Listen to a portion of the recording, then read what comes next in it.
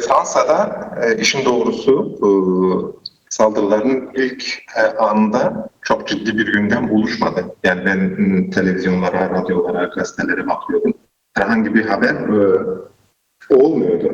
Ama son birkaç gündür özellikle Fransa'daki Kürt kurumlarının e, belli aralıklarla eylemsellikler ortaya koymasının bir sonucu olarak bakıyoruz.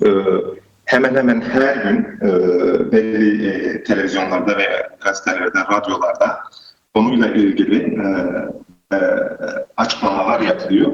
Ve genel bağlamda baktığımızda yapılan programlarda aslında bu saldırıların bir biçimde Kürtleri tam olarak ihanet demesek dahi onları yüzüstü bırakmak biçiminde bir yorumlamaya denk geldiği ve bunun sonucu olarak SDG'nin çok hızlı bir biçimde geri çekilmesinin bir sonucu olarak da birçok DAEŞ tutuklusunun serbest kaldığını altını çiziyorlar. Hükümet düzeyinde henüz her ne kadar Macron Mazlum Abdi ile görüşmüş olsa dahi henüz bir adım atılmış olduğunu en azından olarak göremiyoruz. Yani açıktan herhangi bir deklarasyonlarını görmedik şu ana kadar. Neden böyle? Yani çok ilgiliydi, çok istekliydi. Hatta 10 Mart mutabakatında arabulucu, garantör ülkelerden biriydi. 1 Nisan Anlaşması'nda yine öyle. Halep veya Rojava, dolayısıyla Şam yönetimleri arasındaki görüşmelerde Fransa kilit bir rol oynayan bir ülkeydi. IŞİD dosyasında aynı şekilde. Şimdi neden bu kadar isteksiz? Bunun nedeni Paris'te yapılan toplantı mı? Yani işte bu İsrail ve HTŞ toplantısı, Türkiye'nin de hazır bulunduğu toplantı mı? Ben bireysel olarak evet böyle düşünüyorum. Çünkü aslında Fransa Suriye'ye ve Lübnan'a ilgisiz değil. Çünkü bunlar kendisinin eski sömürgeleri ve oraya dair bir ilgisi ve orada bir şeyler yapmak isteğini her zaman dile getirdi ve bunun için de aktif bir rol almaya çalıştı. Ancak şunu kabul etmek gerekir ki halihazırda Avrupa, bütün Avrupa ülkeleri dahil olmak üzere dünya siyasetine herhangi bir yön veremiyorlar. Ve aslında bugün dünya siyasetine yön veren ABD olduğu için onlar da kendi çıkarları doğrultusunda ABD'nin planına uygun bir biçimde davranıyorlar. Peki siyaseti, yani Fransa'da siyaseti nasıl etkiledi? Macron yönetimi böyle yapıyor. Yani daha aktif değil bu meselede. Daha geride kalıyor. İzleyici pozisyonda. Tamam, Mazlum Abdi ile bir telefon görüşmesi yaptı ama ilgileniyor gibi mi yapıyorlar ya da bilmediğimiz bazı şeyler, bir ajandası mı var bunu bilmiyoruz ama Fransa siyasetini de etkiledi. Le Pen değil mi? Doğru söylüyor muyum? Doğrudur. Lideri sert eleştirdi Macron'u. Yani IŞİD'leri koruyup kollamakla suçladı, Kürtleri yalnız bırakmakla itham etti. Siyaseti nasıl etkiliyor? Yine soldan pek çok açıklama geldi.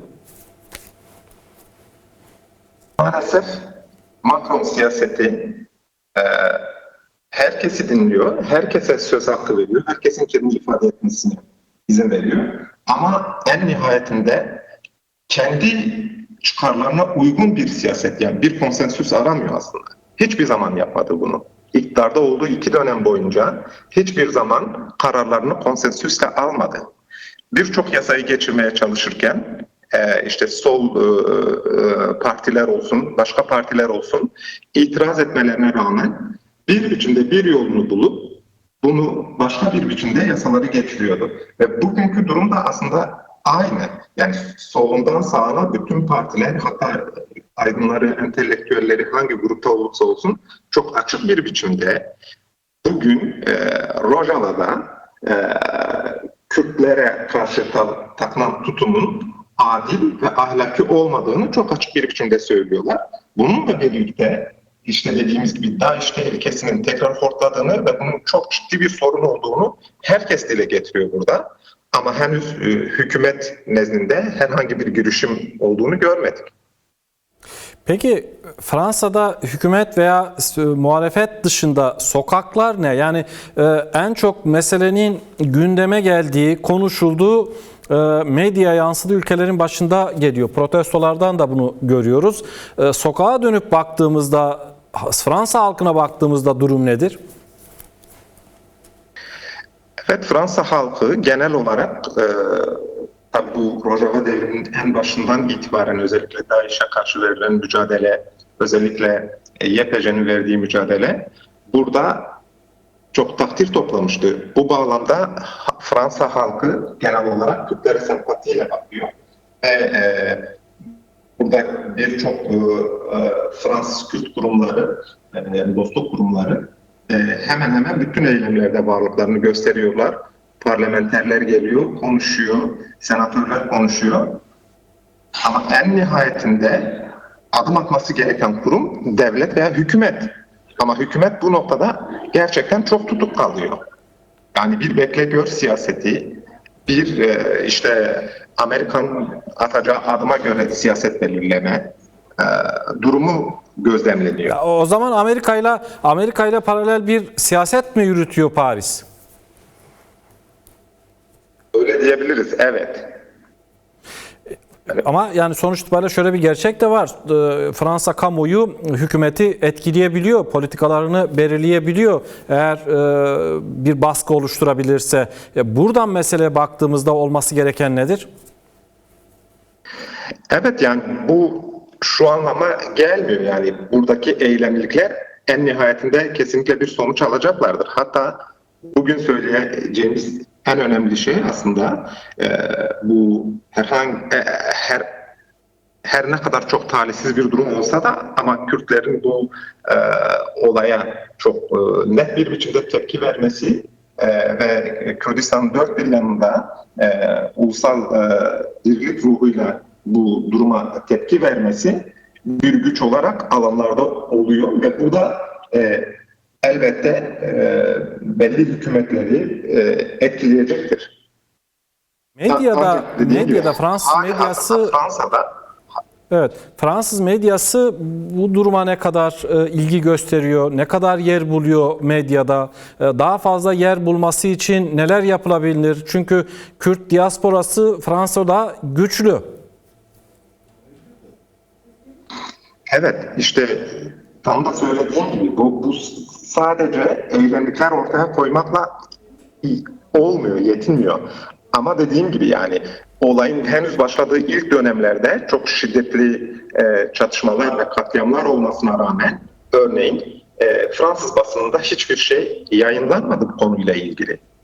Çok yüzeysel birkaç haber ama işte son 3-4 gündür özellikle Fransa'da eylemliliklerin artmasıyla birlikte genel olarak dünyanın her yerinde eylemliliklerin artmasıyla birlikte gerek işte diyelim ki Kürt kurum temsilcilerinin davet edilmesi belli kanallara, radyolara, televizyonlara gerekse burada işte Orta Doğu çalışmalarında uzman kişilerin davet edilip bu konu hakkında görüşlerin alınmaya başladığını görüyoruz. Ve benim takip edebildiğim kadarıyla genelde yorum yapanlar bu durumun etik olarak doğru olmadığını, Kürtlerin kendi kaderlerine terk edilmemesi gerektiğini çok açık bir biçimde ortaya koyuyorlar. Bu sadece Kürtler için değil, Suriye'nin geleceği için de önemli bir şey. Çünkü çok açık bir biçimde söylenen şey, yani şu anki hükümetin işte DAEŞ'lilerin bir dönem silah arkadaşı olduğunu çok açık bir biçimde dile getiriyorlar. Burada olan şey sadece çok iyi bir dezenformasyonun yapıldığı. Gerçekten Suriye hükümeti özellikle arkasında Türkiye ve başka güçlerle birlikte işte Katar, El Cezire ile birlikte Kürtler lehine ve Şam hükümeti lehine, Kürtler aleyhine çok ciddi dezenformasyon yayıyorlar. Kendi yaptıkları katliamları sanki Kürtler yapıyormuş gibi gösteriyorlar. O yüzden de buradaki şeylerde, buradaki akademisyenler de bunu çok açık bir biçimde ortaya koyuyorlar. Aslında coğrafyanın çok değişmediği, sadece bir imaj yaratılmaya çalıştığını çok açık biçimde ortaya koyuyorlar. Oysa IŞİD ve IŞİD saldırılarında en fazla bedel ödeyen ülkelerden biri de Fransa. Peş peşe sivil katliamlar yapıldı ve bir hafıza var Paris'te, Fransa'da. Yani çok daha başka bir yerde olması gerekmez mi? Tabii yani özellikle uzmanların söylediği ve diyelim ki siyasetçilerin söylediği tam da bu noktada Fransa'nın üstüne düşeni yapması gerektiği noktasında bir acil çağrı var. Ama dediğim gibi yani burada hükümet gerçekten yani sanki olan bitene kulaklarını tıkamış. Bunu engellemiyor. Örneğin eylemler oluyor. Eylemlere herhangi bir müdahale oluşmuyor vesaire olmuyor. Ama kendisi herhangi bir şeyde bulunmuyor. Herhangi bir etkinlikte bulunup bu durumu daha iyi bir noktaya getirmek için herhangi bir rol en azından ben bilmiyorum. Fransa'da yaşayan bir akademisyen olarak uzun bir yıllar tabii Rojava'da çalıştınız. Rojava ile ilgili çalışmalar yaptınız. Bunun içerisinde yer aldınız. Bugün Rojava'nın karşı karşıya olduğu durumu, bu saldırıları nasıl yorumluyorsunuz? Bu sadece Kürtlere yapılan bir saldırı mı ya da çok daha ötesinde bütün Kürtlere yönelik bir saldırıyla mı karşı karşıyayız? Yani burada işin çok farklı yönleri var. Hali hazırda aslında özel yönetim de bunu birçok kere dile getirdi. Aslında Amerika hiçbir zaman özel yönetimi siyasi olarak tanımayacağını ve tanımadığını söyledi. Bizim işbirliğimizin işte sadece askeri bir işbirliği olduğunu birçok kere söyledi. Bunu kanımca Rojava'daki özel yönetim de çok iyi biliyordu. Ama aslında buradaki durumun bu kadar trajik olmasının nedeni bu şeyin çok hızlı bir biçimde gerçekleşmesi ve bu da aslında çok açık bir biçimde Trump tarzı siyaset dediğimiz siyasetin bir sonucu. Yani işte Trump bir şeylerin bir an önce olup bitmesini istiyor. Yani ben böyle olsun istiyorum ve öyle olmasını istiyor. Nasıl olduğu çok önemli değil. Yani işte şu an diyor, siz de takip ediyorsunuz. Her çıktığı programlarda işte Jolani çok iyi işler yapıyor. Biz ona şans verdik. İşte bilmem ne yapıyor. Evet. Yani o anlamda dediğim gibi yani aslında belki başka bir yönetim olsaydı yine böyle bir sonuçla karşılaşabilirdik ama böyle trajik bir biçimde olmayacaktı. Bu kadar hızlı olmayacaktı, bu kadar pespaye bir biçimde olmayacaktı.